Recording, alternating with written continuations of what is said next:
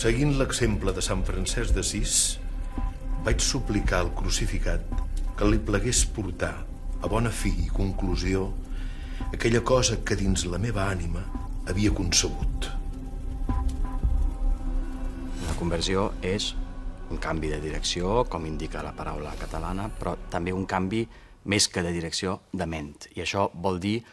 que la persona que es converteix ha passat per un procés de reflexió sobre la seva vida passada, que és el que li passa a Llull, al 1263, quan té aquestes aparicions,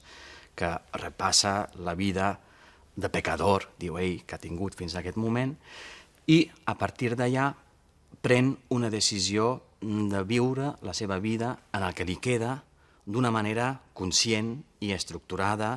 i dirigida cap a uns objectius. Aquesta experiència jo crec que l'han de prendre així, com un avís, no? De dir, ha passat alguna cosa, algun fet vital que li ha dit canvia la manera de fer i ho representa, ho reconverteix en aquesta aparició. Si em vols, em preguntes com jo m'ho explico o com jo ho explico a les persones que es manifesten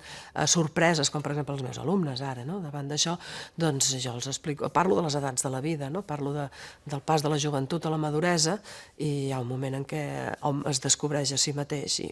aquesta conversió es podria assimilar